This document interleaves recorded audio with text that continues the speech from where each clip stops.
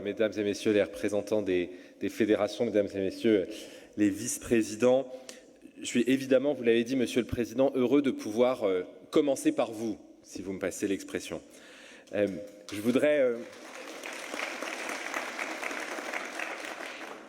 remercier évidemment le Président Picon pour son invitation et pour son insistance malgré un agenda très chargé. Si je comprends bien, c'est l'invitation d'un jeune président à un jeune ministre, d'un Gardois à un Haut-Savoyard. Vu les défis qu'on a relevés ensemble, je pense que c'est plutôt de bon augure. Donc merci Président pour vos mots, pour votre énergie, pour votre défense acharnée des TPE-PME en France métropolitaine et en Outre-mer. Merci, vraiment, merci à vous. Je vais, mesdames et messieurs, si vous le permettez, être bref pour une raison très simple.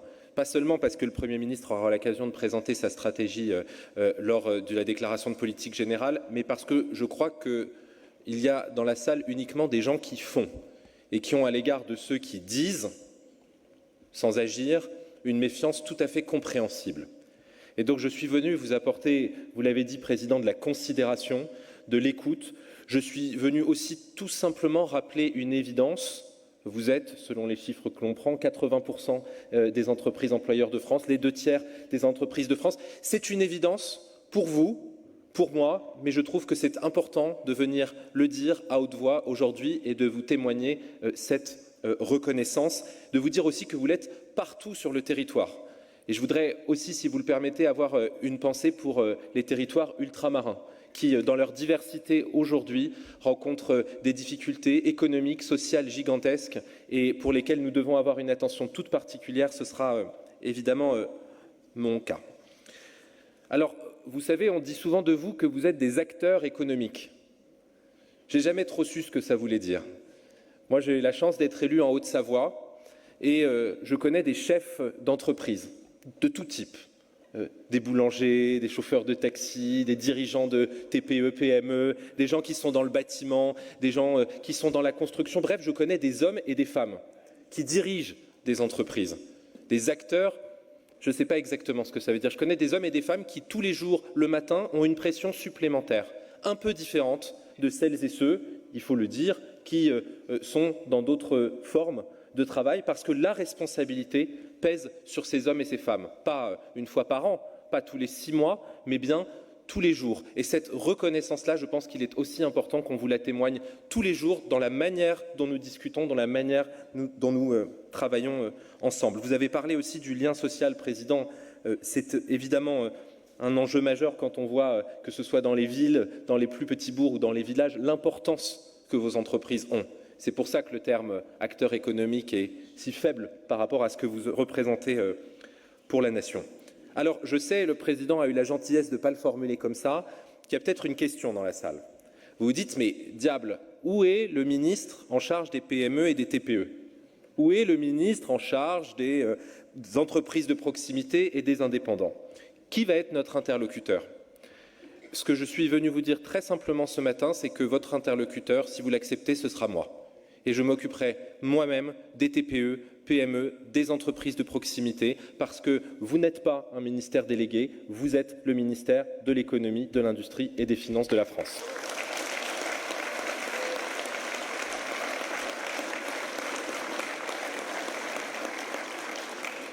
Je ne suis pas venu faire la liste de tout ce que vous faites. Je pourrais dire que vous nourrissez, que vous soignez, que vous accompagnez, que vous construisez les maisons, que vous transportez les Français, et j'oublierais tellement de choses. Je suis simplement vous dire, comme a commencé à le dire le Président, que l'emploi, l'attractivité, la croissance, le soutien aux entreprises, ça ne doit pas être une question idéologique. Ça doit être une question sociale, économique de base, et que ce sera ma boussole, et je sais que c'est la boussole du Premier ministre et que c'est la consigne qu'il nous a fait passer: écouter, comprendre avec humilité et agir pour ceux qui sont sur le terrain et qui travaillent. Et donc, il y a forcément un premier point qui doit non pas nous préoccuper, qui ne doit pas me préoccuper comme ministre, qui doit m'obséder, c'est celui de la complexité.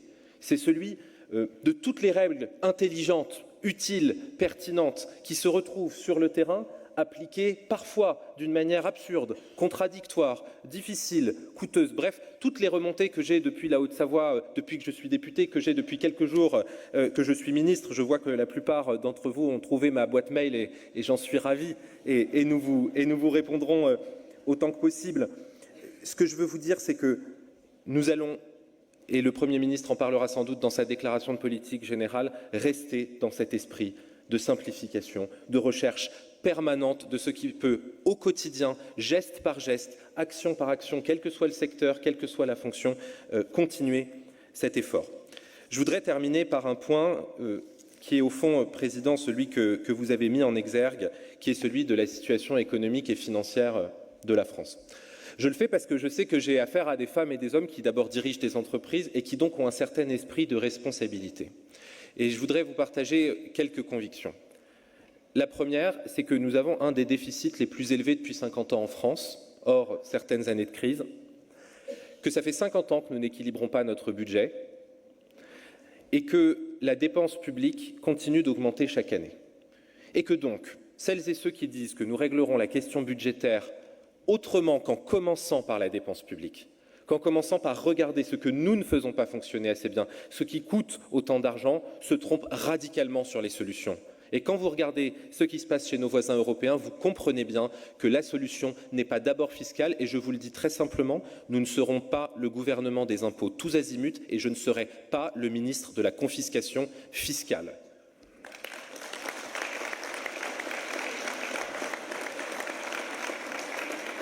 Et s'il doit y avoir des efforts, ils seront d'abord essentiellement sur la dépense publique et puis ensuite sur celles et ceux qui le peuvent, celles et ceux qui ont la surface financière pour le pouvoir. Je vous avais promis d'être bref, je propose de m'en tenir là. Je sais, Président, qu'on se revoit tout à l'heure pour continuer nos échanges et je ne suis venu vous dire qu'une seule chose. Travaillons ensemble, je ne demande aucune indulgence, je ne demande aucune tolérance, je ne demande aucune confiance a priori, je vous dis juste que ma porte est ouverte et que je ferai pour vous le maximum. Je vous remercie.